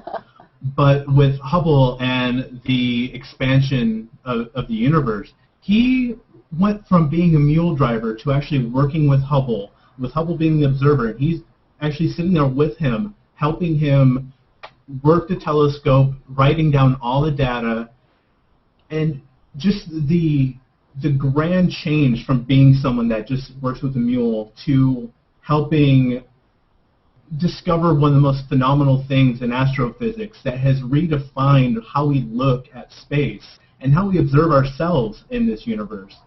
It's huge, and that means really anybody can do anything if they get interested in it and bug the crap out of people. Because that's really what ends up being, is if you are persistent without being too annoying, but if you're persistent and have that passion within you, people will notice it. And you will get small opportunities to where you can be a part of something grand. And he is wonderful. And what's really awesome about his story is he became the janitor, and he kept asking questions. What's going on? What are you doing? What does this mean? And the job that he initially got was as night assistant for Hubble, and this is a job that often goes to PhDs. And so here he was, hired to be the person running the telescope for Hubble. He was the person out there taking the glass plate spectra. And he was the one that got the telescope focused, got the galaxies lined up, and the resulting spectra that he took were the spectra that Hubble used to demonstrate the expansion of the universe. But he didn't just image didn't just take spectra of galaxies. He also took spectra of nearby supernovae, and he was one of the first people to take data that was used to demonstrate that the metal in any jewelry that you're wearing, that comes from supernovae. And so he's responsible for that, and he's also responsible for, he looked at all sorts of different things, and he discovered some of his own comets, and he just really had this amazing experience doing what some people would consider grunt work, but it was work that formed all the fundamentals that led to our modern understanding of where the elements come from and what our universe is in the process of doing with its runaway expansion. Absolutely, and this is an example on my, I guess, my other computer of the actual plates that were used. That's for the 100-inch Hooker telescope. This is where the glass plates went, where he actually had to remove and change them all the time. This is where the images were taken, and it looks so Bronze Age. It looks like a torture device, which it kind of was when you actually have to tweak everything for a 4-hour exposure. But it's amazing on what these wonderful people did to discover the amazing cosmos that we live in, and how it's changing from one decade, from one year, 1 month to the next, just based on what we know and what we choose to observe. Yeah. And so having the will to keep on learning more is the biggest reason why we discover so many things. It's not because we have all this awesome technology, which helps, but you need to have that drive and passion to want to learn about it. Yes, and I mean, at the end of the day, the best science comes out of not ignoring the weird stuff that crops up in your data. You have Penzias and Wilson, who discovered the cosmic microwave background when they could have just said their detector had noise, or pigeon. It's after 10 p.m. everywhere, pigeon shit. So, that's what they thought it was. They spent hours scrubbing it, trying to figure out why this pigeon crap is not removing this buzz. Yeah, and so that turned out to be a discovery. Measurement errors in determining the velocities of things orbiting in our galaxy weren't errors. It was dark matter. Supernova expanding away, that wasn't a mistake in judging the error. That was the universe having runaway expansion, or at least accelerating expansion. So over and over, things that were small that could have been ignored, that people could have written off as, oh, I'm just not understanding my data. It was when they stopped to go, what is this? That these amazing discoveries were made over and over and over. And what's kind of awesome is in different cases, when the first people saw the weirdness, they just brushed it off, they just ignored it. And there's so many discoveries that probably didn't get made when they should have been made, because no one bothered to ask, what is that? They sort of went, oh, that's just a reflection in my image. So it's pretty awesome. And what I love looking at this image of the great spiral system in Andromeda is there's still a lot of people that refer to this as the Great Andromeda Nebula, or the just Andromeda Nebula. And when you ask really old astronomers, so like Owen Gingerich, I had a chance to talk to Dorrit Hofflet just a few months before she passed away, and you ask them what's the most amazing thing that has happened in your lifetime in astronomy. They both said the same thing, the discovery of galaxies. And this completely blew my mind. There are people alive that remember when we didn't know galaxies existed. It's insane, and I love the fact that I get to work with a man who is 96 now, I believe, and so I get to hear these wonderful stories of not only the discoveries that galaxies exist, which I thought were just spiral nebulae, but the stories of the people behind it, and not all of them were nice. Yeah, unfortunately. But the discoveries that they had, and the different quirks of the happenings throughout science that happened, when the media wasn't there, Right. and that made them who they were, and their different quirks. Actually, I see a correlation between their quirks and what caused them to keep pursuing something that was absolutely nonsense at the time.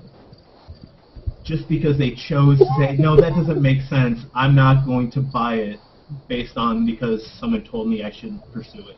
Yeah. So you just have to keep asking. Now, sometimes you're going to just plain be wrong. There's lots of great discoveries that weren't.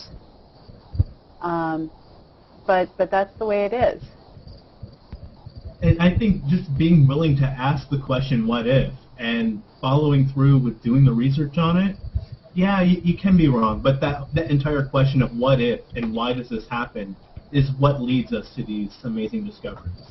Just those simple two questions, let alone on how we're going to do it. We'll figure that out in a minute, but why and what if are the biggest questions on, I think, what anybody can do to further their passion for any sort of science, let alone astronomy. Yeah. And it's just wonderful. There's so much out there that we don't know, and I don't think this is the time for us to forfeit it based on mere funding issues that we can always overcome by crowdsourcing science. Yeah. Or going commercial. Well, and this is one of the really hard things for people like me right now, is my funding is pretty much entirely provided through donations and through U.S. federal grants and gifts from major corporations. I don't actually have a normal job. And that's just the way it works. I'm what's called a research professor. And as a research professor, if I don't have a grant, I don't have a job. So if NASA closed up shop tomorrow and all the federal funding went away, I would be an unemployed astronomer. And that's terrifying. So to people like me hearing all these gloom and doom stories about NASA and National Science Foundation, it does keep me awake at night. But at the same time, we're moving into this entirely new model in how we do science, which I thoroughly love, and I don't understand. It's like Huffington Post. I don't know what the business model is. But I know that there's all these people out there willing to donate their time, donate their energies, donate their CPUs, donate everything they can to make science happen. And this is awesome. So even if NASA doesn't necessarily build the next big rocket, and it's SpaceX, or it's Bigelow. Well, Bigelow's not building rockets. It's SpaceX, or it's X-Corps, or it's Blue Origins, or it's one of these other amazing new commercial space agencies. We're still going to have a space program in the United States. It may not be a space program by the United States government, but it will be a space program in the United States. And they're building a commercial spaceport out in New Mexico, and it's awesome, and it looks like it's out of a science fiction movie. If they cut back the funding for the type of science and research and data crowdsourcing that I do, I'm going to be begging on the corner of the internet with my Google Plus handout saying, please donate on YouTube. But I know the science will still get done because people like you are going to be out there doing it, and I don't think you'd let my servers go dark because they're fairly inexpensive, and someone always has a spare CPU or two. The science will keep getting done. It just may not be done by NASA or NSF necessarily. Right. It's a new model, and it's terrifying to those of us who live off of federal grants. But we're going to figure out how to make that future happen. So, well, if we don't try something new, it's not going to happen. You know, we have to be willing to be terrified that our funding's not going to be there, and because honestly, that terror allows us to try new things we wouldn't have tried any other time because we were comfortable with it. yeah. And it's terrifying, and I am not in the same boat as you as far as you depend on your funding. I am hoping to get some funding here, and I'll find out next month from NASA. But it's still, I think with these paradigm shifts, this fear that happens needs to be a motivator instead of Yeah. a reason to cower back. And I think what you're doing and how you're progressing is fantastic. And Well, thank you. everyone should be like Pamela because you do keep on going and finding a new way of getting this research done, which by any other means would cost a whole lot of money to hire people to do this and to allow the public to get involved in science, which is wonderful for the public at large, but also for each individual person. Plus is also helping this research. I think it's just phenomenal. It's the only way we're going to be able to keep moving forward, and I just have to thank all of you for showing up. It's that terrifying, if you build it, will they come? We don't always know. And we built CosmoQuest on a wing, a prayer, and about 2 weeks of sleepless nights. And I wish I was less literal about that than I actually am. But Corey Lee and Joe Moore and I worked our butts off for 2 straight weeks. All we did was build CosmoQuest. And when we put everything live, people came. And you're still coming, and you're coming back. And this is the truly thrilling part about it for us. And you're bringing telescopes. So Stuart, you have an awesome view with a red box in it. Do you have a mic, Stuart? Oh, Stuart, you were muted by Scott. To tell us about your awesomeness, you will have to unmute yourself. I'm sorry about that. It's okay. It's easy to mute people. Okay. Am I there now? Meta-ness. Okay. Can you hear me now? Yes. Okay. Do you We can see hear my you moon? now. Yes, with the red box. Do you oh, I don't know how to get rid of the red box. That's okay. I can walk the red box. Let's see. Okay, got rid of the red box. Awesome. Okay, is the red box gone? Yeah, Yes. no more red box. Okay. Yeah, it's brand new software I've never used before, so. So Yeah, so tell what us- I'm using. Go ahead. Yeah, so what I'm using now, what I usually use when I do the Hangouts is my webcam, and my webcam has a really small chip, and it doesn't get the full moon. And so what I wanted to do was to be able to get the full moon.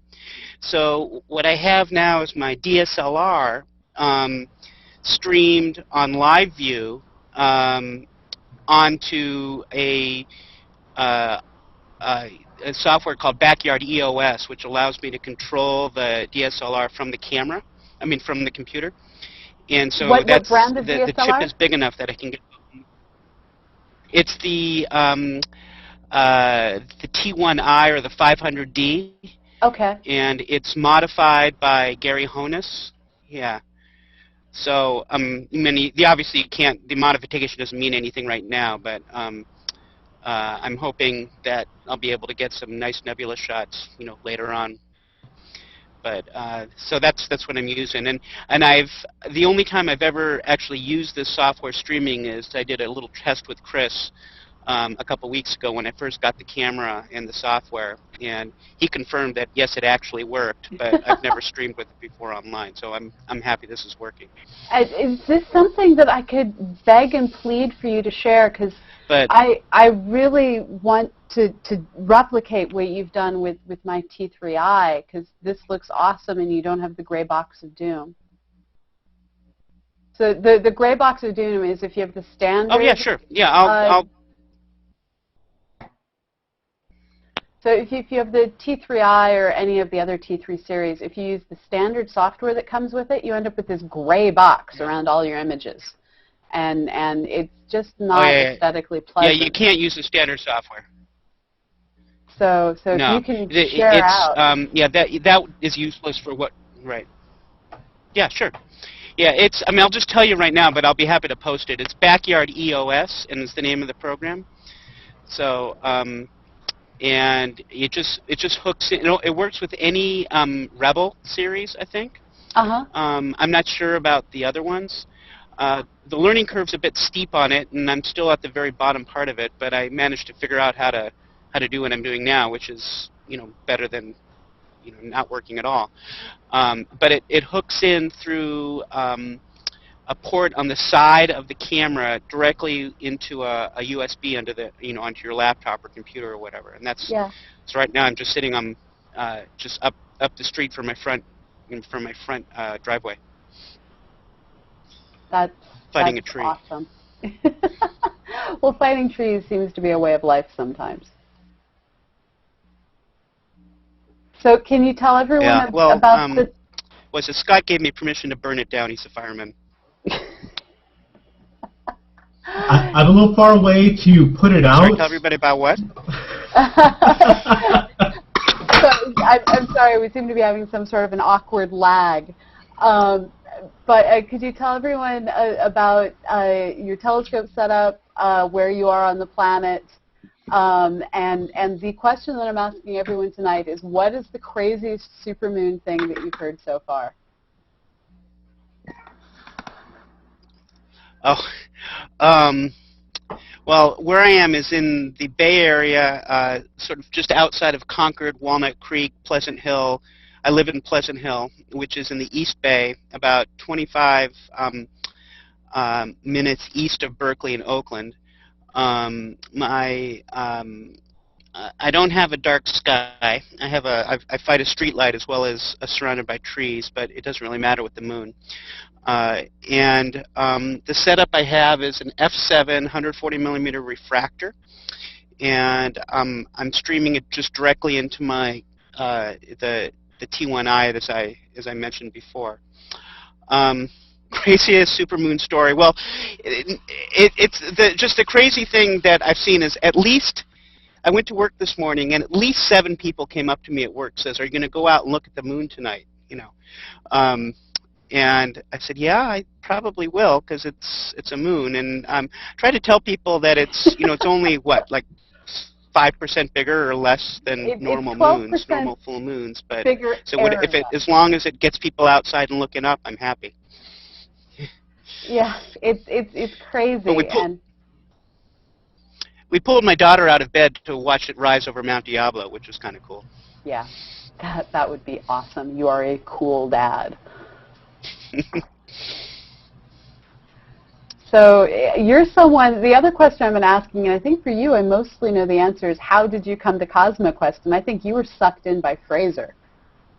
Well, I saw a posting by Fraser months ago saying, is there anybody who, any astronomers who are interested in doing this? And I said, well, I could do this. And so I emailed him, not really expecting an answer.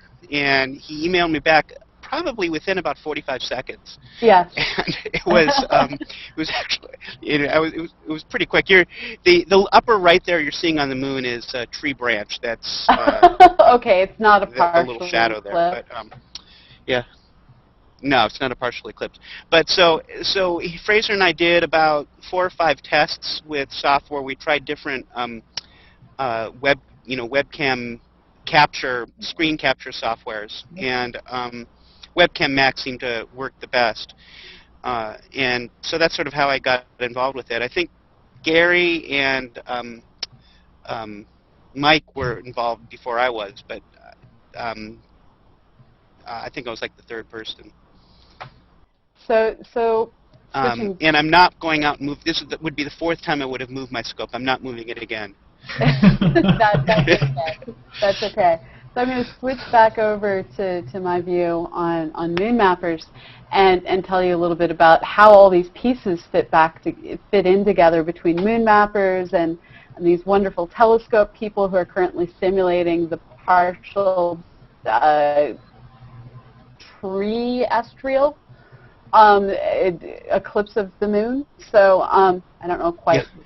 I'm trying to make a pun and I'm failing. How we bring together the virtual star parties and everything else. Yeah. And this actually goes back to Fraser has this vision that he articulates better than I do. I mean, I agree with him completely. So this is me trying to paraphrase his clear concept of this. Science is something that doesn't belong to anyone. It just is. Our entire universe is governed by a set of rules that we have the ability to understand. And there is, unfortunately, sometimes a barrier put up between everyday people and that science that belongs to everyone. It's the walls of the ivory tower. It's the fees you have to pay to get to journal articles. It's the piece of paper you're supposed to have to get access to different societies, and the fact that you have to belong to the societies before you can submit science for peer review. And it just seems like there's sometimes too many gatekeepers between making a discovery, publishing a discovery, and reading about that discovery. And this even affects journalism, where embargoed press releases sometimes aren't distributed to people who run electronic sites like Universe Today and Planetary Society blog, because they're not considered real news sites because they don't have a paper version. And with all of these different barriers, Fraser's written over the years a number of things talking about the need for open journals, talking about the need to get rid of embargoes and just change how we do things. And with CosmoQuest, it was basically Fraser and I and others getting impatient with the system and saying, we're going to create open science right now. We're going to start by building all the things that you can think of that a real research center has to the best of our abilities within CosmoQuest. So when I was at the University of Texas, here at Southern Illinois University Edwardsville, when I worked at Harvard, everywhere I have worked, we've always had public star parties. So here we have Stuart with, I think that must be an image, or Chris rather with an image. I'm clicking on the wrong window, sorry. We have Chris here with an image of the moon. Stuart went black. I believe he's suffering tree issues. They're putting together that virtual star party that we have when we're at a research center. We wanted, just like a real research center to generate science. So we're working with the scientists that you sometimes meet in the forums. There's Stuart Robbins, there's Irene Antonenko, there's Clark Chapman. There's so many more on the other projects that we're working on designing. And they have scientific questions they can only answer if people use moon mappers.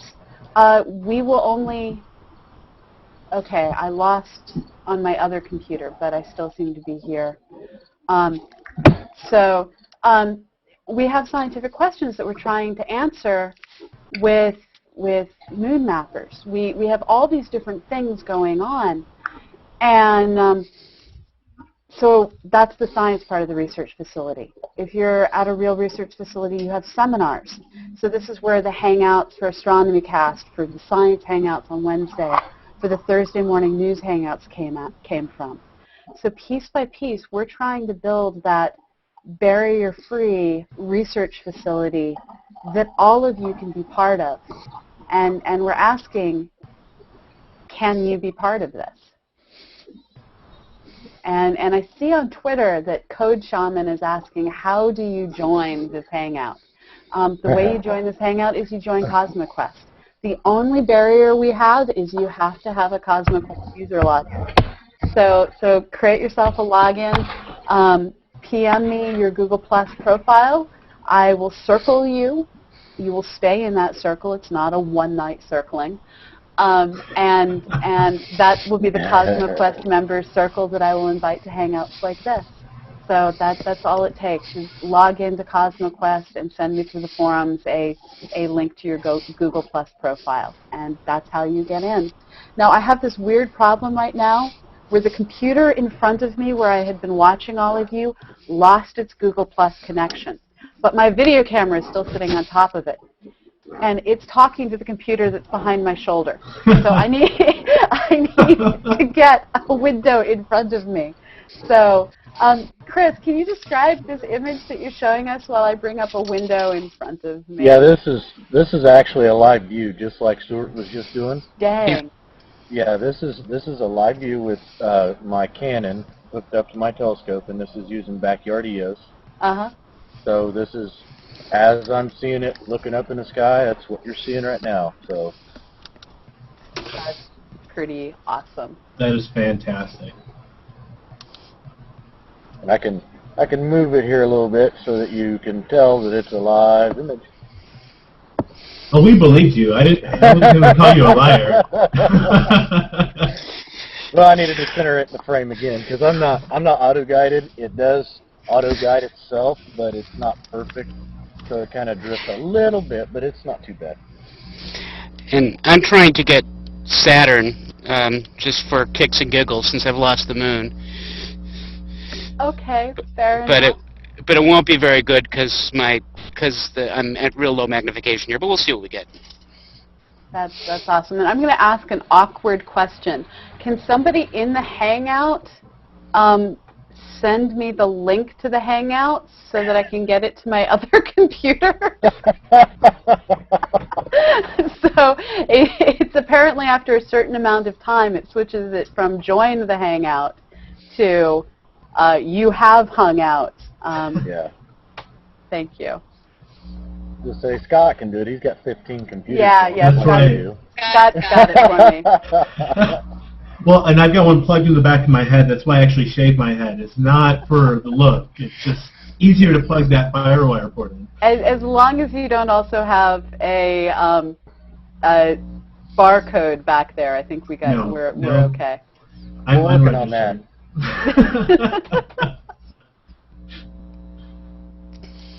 There, I am back again. I guess I could have taken my focal reducer off and got it a little closer, but that's a nice full image. It's really beautiful. I remember there was one night that I think it was Stuart was showing us the moon with clouds passing back and forth in front of it, and it was absolutely amazing to watch. There's nothing quite like a full moon that appears to be beckoning all werewolves with clouds passing back and forth in front of it. I've actually got, right now I've got a nice haze in the sky. I'm surprised it's not showing up on my on my screen here over the image, but you can see a heck of a haze all around me here. I think it's just a matter of contrast, because it was like I was showing earlier. If I lengthened my exposure times while looking at the moon, I picked up all of the clouds, and it looked like the moon was on fire. But when I got the exposure times low enough to be able to make out the coloration features, the mare and the Regulus on the moon, suddenly the clouds just didn't exist at all. And I think that's what you're seeing as well. I just like to think of it as my telescope's so powerful it'll go through the clouds. That's right. So my favorite question to answer is, there's always that one person who just hasn't thought through what's about to come out of their mouth, and they'll say something like, well, haven't you figured out how to take pictures through clouds yet? No, we haven't. They're still there. They're still clouds. And rather than giving that sarcastic answer, I give even the more sarcastic answer of, yes, it's called the Hubble Space Telescope. So, Or James Webb, call your congressman. that's true. That's an even better retort. Yeah, I think the James Webb is now safe. I think there's other things that we have to worry about, but I think James Webb is now safe. Yeah, like funding for Pamela. Well, yeah, that is in jeopardy. But yeah, that's just life. So, but it's okay. It is what it is. Keep classifying, mark craters on the moon. That makes my metrics go up, help our publications go up. That will help us get funding. Seriously, every click you do, that's more science, and the more we can show that we are generating science, the easier it will be to get funding in the future. So by doing good work, your good work will be rewarded by more funding for the servers, and I and Joe and Corey get to keep our jobs. So you're actually preserving jobs by marking craters. And Stuart, it sounds like you're fighting a war. Yeah, I'm doing battle. That's for sure. What's going on over there with the heavy breathing and grunting into the microphone? Sorry, I should have muted myself. I'm sorry. It's all right. It was much more interesting to speculate wildly. I was going to say, you might not want the answer to that question. Yeah. Yeah. Well, it's what happened was that when I moved my scope for the third time because of the damn tree, I lost my alignment, and so I've been having to manually align because I can't polar align now because I've got another tree in the way. And so what I've been trying to do is to find Saturn, and then as I found, when I slewed over to what I thought was Saturn, it was actually not, and a cable came flying out of my camera. So I've been trying to swing it around to swing the cable back into my camera. You know, it's one of those kind of things. So I'm still working on it. Hey, Stuart, I got a helper for that. What's that? GPS on your telescope is great. Yeah. Yeah, well, that involves more money. Well, and I'm a cheater. I love it. Can have bad days. I'm a cheater and I love it. I just set it up, hit the button, and it goes automatically. Yeah. It's beautiful. Yeah, well, that involves buying a new mount, which I would love to do. Or just a new telescope. Yeah, okay. We've had that conversation about all day today, haven't we? Yes, we have. So did your wife convince you to get the 40-inch monster Dob yet? Yeah, and I haven't showed her the website for the Obsession telescope. Oh, yeah. So I'm kind of worried about doing that, although, you know, when I showed her the Dobsonian, in her mind, she was thinking of, you know, when I'm at work or whatever the case may be, to actually bring the telescope out herself and, you know, do some viewing. Good. And, of course, I go ahead and she says, well, just buy the 8-inch Meade. Well, we got the 8-inch Meade, and I didn't realize that the telescope fully assembled weighs 93 pounds. Yeah. And, you know, she can, you know, just look at it and start sweating. So, it, you know, it's so the Dobsonians are kind of out because those things are just huge and Actually, heavy. the 8-inch Dobsonians, she should be able to lift. I don't think she's that much smaller than I am, and I don't have a problem lifting an 8-inch Dobsonian because they come apart into 2 pieces. Well, what You I just Yeah, I need had one. It was piece at a really time. light. What Yeah. I think I'll do is if I go for the larger scope, which we'll probably end up either building or getting a observatory like Gary has. Right. Before I do that, I'll probably just get one of those scope buggies. You know, because actually where we're sitting is just right outside my garage door, so you can just pop it open, wheel it out, you know, and go. And as long as it's got the GPS, she should be able to set it up and take off like I do. So. And Does for those of you, for those Does it of you automatically polar line? Sorry, Pamela. that, it's all right. Yeah, all I have to do is point it, you know, it has to be at, basically the scope has to be level, and then I point it the direction of Polaris. I don't even have to tilt the scope up on its axis. I just point it in that direction, and then hit go, and it automatically does everything for me. It points to a star, I hit enter, it points to another star, I hit enter, and then it's ready to go. Oh, I hate you. It's a beautiful thing. And I'll tell you, I was really leery about buying this telescope, and I was looking at the Celestron similar to Gary's 9 1/4 inch, and now that I got this, the only trouble is the fork mount with our DSLRs on it. If you're looking at something closer to zenith, you're going to just kill your camera because there's not enough clearance on the telescope. So, you know, I'd like to end up getting an LX80 mount and put it in equatorial mode so that I can, you know, image stuff that are more at zenith area or higher. Because I think because of my trees, I get 20 degrees from the ground level up to 60 degrees, and that's where I cut off. So I'm stuck in a window. So what mount do you have now? I have the original LX90 mount that it came on, yeah. So, you know, it's a great mount. It's fantastic.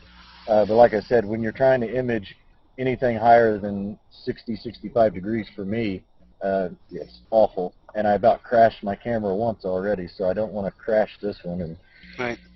so, Okay, I have to share the image I just got quite randomly in Moon Mappers. I kid you not, while I wrote the code, it is random. This could have gone to anyone. I just hit the Apollo 15 landing site. Oh, sweet. I knew it was in there somewhere. Let me see if I can zoom in on this even more. See if I make the window smaller, what happens? Yeah, it's slowly Scott's going growing. to find it for you. There it is. That- So That monitor is in his head. So this little blob here that I'm circling with my cursor, that's the spacecraft, and all these little black trails everywhere. That's the path made by the rovers, and wow, they made all sorts of little mess of the surface. You found that randomly, or it just popped up, or It did just you? popped up. I knew it was in the queue. It's one of the regions we're looking at is the Apollo 15 region, and the reason we're looking at it is because there's really high resolution prior data, and so by comparing the high resolution data taken by the Apollo astronauts with our high resolution data, we can actually look for new stuff. So we can find things that have formed on the moon since the landing. And it's just a really well-studied area so that we have lots of really good statistical checks that we can do for the larger craters. But we have like 3 million images in the system right now, and this is one of them. And only 15 people will see it at this resolution and lighting. Other people will see it at other lightings and resolutions. But yeah, it just randomly popped up, and I'm happy. So I squeezed, awesome. and you've all now seen me squee at you. So. Well, I managed to get Saturn, but it's not worth showing. It's just a little dot in this camera. It just, yes, it's not worth it. So. Oh well, thank you for trying. Yeah, no problem. And Moon's gone for me too, so we're all relying on Chris. Who is now this really creepy person looming into the field of view. Yeah, that was my wife. Okay. There's the Cheshire Observers is what I see right now. Is this Okay, I'll glowing bring up my background. screen share and bring the moon back up Okay. there. So I think it's going on 1:40 in the morning East Coast. We've lost Europe. They've all gone to bed. And well, Hawaii, you probably are still enjoying the supermoon and just now embracing the fact that it's there. I believe it's time for me to start considering Betty Bye. The dogs and my husband have already all gone to bed. So we should probably work on winding this hangout out. I have to thank you for your Herculean attempt, Stuart. We heard you fight the good fight, moving your telescope, what, 4 times finally? Yeah, it was 4 times, yeah. Thank you. Oh, well. Thank you. And Chris, you've just brought us all sorts of amazing images tonight. And David, thank you for sharing with us about your 800 millimeter lens and the great things that you're doing with your camera. And Stuart, your color commentary, as always, was quite awesome. And I love the fact that you mapped the moon with me. So I hope all of you keep mapping the moon. And we really appreciate all the science that you are enabling. And for those of you wondering when the next hangout is going to be, it'll be tomorrow night. It's going to be the versus the random. This was the random. It will be the weekly virtual star party. That's going to start tomorrow night at 11:30 Eastern, which is 8:30 Pacific. And I will be sending out the CosmoQuest newsletter with times for everyone in all time zones around the planet tomorrow sometime during the day. I'm not saying when, but the first 10 people who respond are going to be sent NASA swag. So if you don't already have a CosmoQuest account, sign up for an account and click in your profile, the box to receive the newsletter. Find out when everything is going on and how you can get engaged. And keep doing science, and I love the fact that it's becoming Science Saturdays. So keep the Science Saturdays and use the supermoon to do super science. So thanks all of you. Okay, thanks, Pamela. Bye. Goodbye.